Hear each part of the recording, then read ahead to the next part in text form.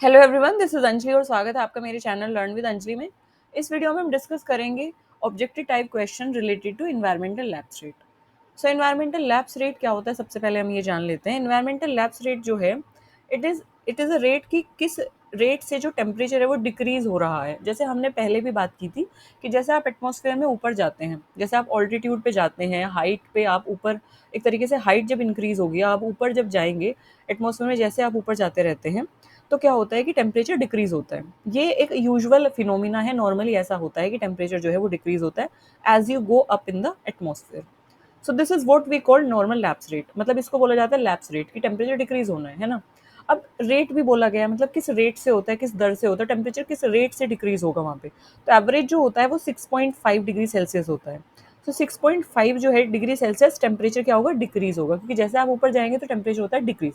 But किस rate से होगा, वो होगा 6.5 डिग्री सेल्सियस पर किलोमीटर। 1 किलोमीटर जैसे आप ऊपर जाएंगे तो 6.5 डिग्री सेल्सियस टेम्परेचर कम हो जाएगा जितना पहले था। ठीक है, 1 किलोमीटर हाइट राइज होने पे 6.5 डिग्री कम हो जाएगा। सो बेसिकली इसका जो जिस्ट है कहने का है कि जैसे आप हाइट पे जाते हैं तो इट गेट कोल्डर, ठंडा होना स्टार्ट हो जाती है चीज़ें। सो this is what it is saying. सबसे पहला जो क्वेश्चन है इसमें आता है, the environmental lapse rate typically decreases with.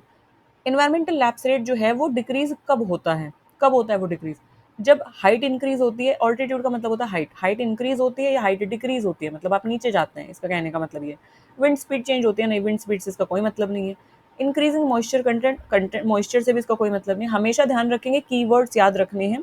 Environmental lapse rate की बात की गई है तो इसका सीधा सीधा सा जो कनेक्शन है वो हाइट से है, ऑल्टीट्यूड से है। इंक्रीजिंग डिक्रीजिंग ऑल्टीट्यूड से। सो ऑल्टीट्यूड से आप एक तरीके से ध्यान रखेंगे तो ये दोनों ऑप्शन तो एलिमिनेट हो जाएंगे। तो आपका आंसर जो होगा वो आंसर नंबर ए होगा, दैट इज इंक्रीजिंग ऑल्टीट्यूड। मतलब जैसे आप ऊपर जाएंगे इंक्रीज होगी हाइट, जैसे आप ऊपर जाएंगे तो जो लैप्स रेट है वो क्या हो जाएगा, यानी कि जो टेम्परेचर है वो क्या हो जाएगा, डिक्रीज हो जाएगा। सो environmental lapse rate describe how temperature decrease with increasing altitude in troposphere. जैसे जैसे ट्रोपोस्फेयर या एटमोस्फेयर में आप बढ़ते जाते हैं, हाइट पे जाते जाते हैं, तो टेम्परेचर डिक्रीज हो जाता है। टेम्परेचर डिक्रीज, ऑल्टीट्यूड, दो कीवर्ड्स हैं, इसके ध्यान रखेंगे। Which of the following would most likely cause a temperature inversion. So इसमें से कौन सा फिनोमिना जो है वो टेम्परेचर इन्वर्जन कोज करता है। टेम्परेचर इन्वर्जन क्या होता है, टेम्परेचर इन्वर्जन का मतलब होता है उल्टा। इन्वर्ट का मतलब होता है एक तरीके से, वो शुड आई से, रिवर्ट, रिवर्ट हो जाएगा। रिवर्ट मतलब उल्टा हो जाएगा। यूजुअली अभी हमने क्या पढ़ा था, नॉर्मल क्या होता है कि जैसे आप हाइट पे इंक्रीज होंगे टेम्परेचर डिक्रीज होगा, हाइट इंक्रीज होंगे टेम्परेचर डिक्रीज होगा। बट इन्वर्जन में क्या होता है, हाइट इंक्रीज होने पे टेम्परेचर भी क्या हो जाता है, इंक्रीज हो जाता है। इसी को हम बोलते हैं टेम्परेचर इन्वर्जन। ठीक है।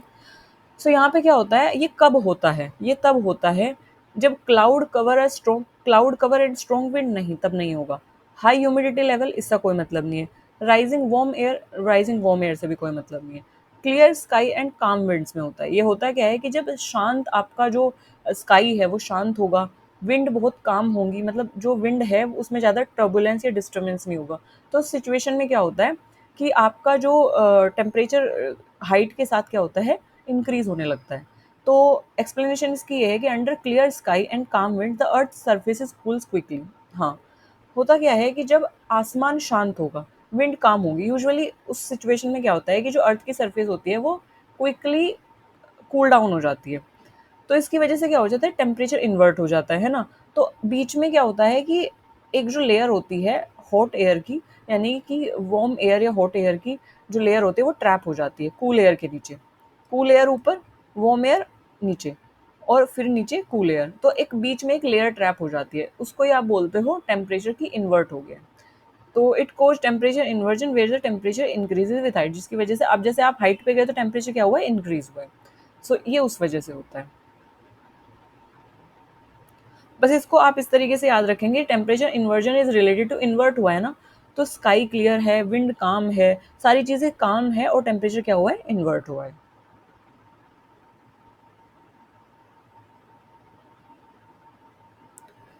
The environmental lapse rate can be use to determine. Environmental lapse rate जो है वो किस चीज को बताने के लिए, it use to determine what, ये क्या बताता है, एक तरीके से स्टेबिलिटी बताता है एटमॉस्फेयर की, या अमाउंट बताता है प्रेसिपिटेशन का। देखो, इन्वायरमेंटल लैप्स रेट का प्रेसिपिटेशन से कोई लेना देना नहीं है। सो सबसे पहले ये cross, the type of cloud forming, cloud से इसका कोई मतलब नहीं है। The speed of wind current से भी इन्वायरमेंटल लैप्स रेट का कोई मतलब नहीं है।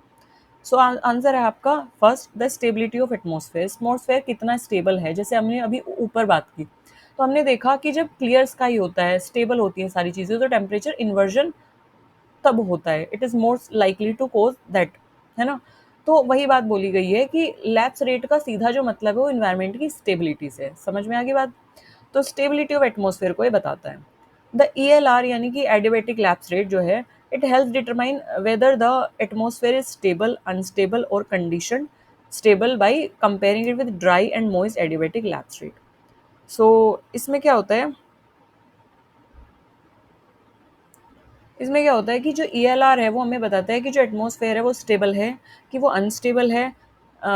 ELR is basically note, adiabatic lapse rate जो है वो ALR होगा, adiabatic lapse rate is ALR,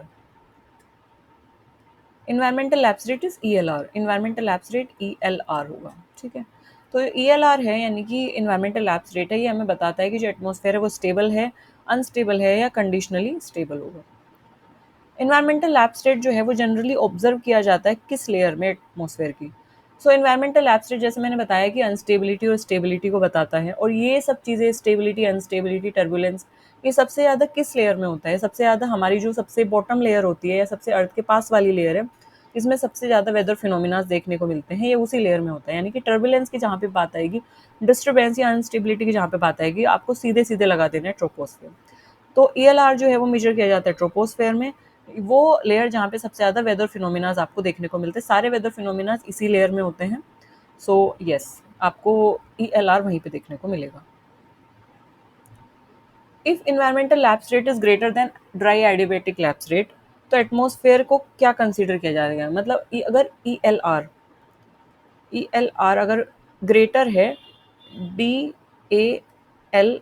से, यानी कि ड्राई एडियाबैटिक लैप्स रेट से अगर ELR ग्रेटर है, तो उस सिचुएशन में क्या होगा, इन्वायरमेंटल लैप्स रेट अगर ग्रेटर है तो अनस्टेबिलिटी की सिचुएशन क्रिएट होगी। सो ELR अगर ग्रेटर है तो ड्राई एडियाबैटिक लैप्स रेट से, तो जो एयर पार्सल है वो क्या होगा, राइज होगा, जिसकी वजह से अगर एयर पार्सल राइज हुआ है, टर्बुलेंस क्रिएट करेगा, तो वो क्या हो जाएगा, मतलब इसको आप ऐसे समझिए कि जैसे अर्थ सरफेस है, कोई भी एयर पार्सल है, जैसे एयर पार्सल है, ये अर्थ सरफेस के कांटेक्ट में आया, तो अर्थ से इसको हीट मिलेगी, रेडिएशन जो अर्थ छोड़ रही है उसकी वजह से एयर पार्सल गर्म हो जाएगा।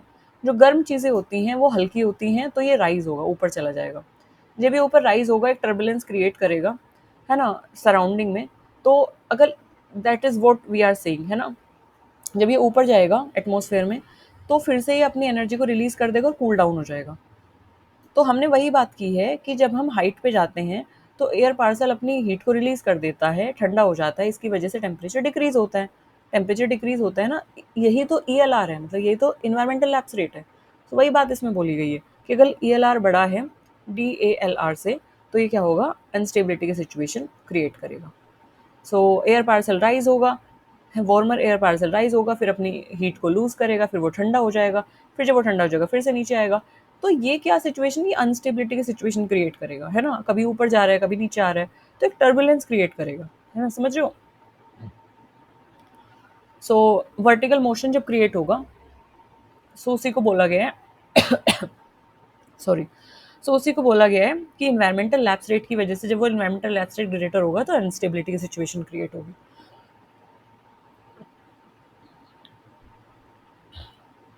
Okay, so I hope you got my point what I am trying to say. अगर आपको कोई भी क्वेरी है, कोई भी क्वेश्चन है, please feel free to comment me in the comment section. Thank you for listening me so patiently.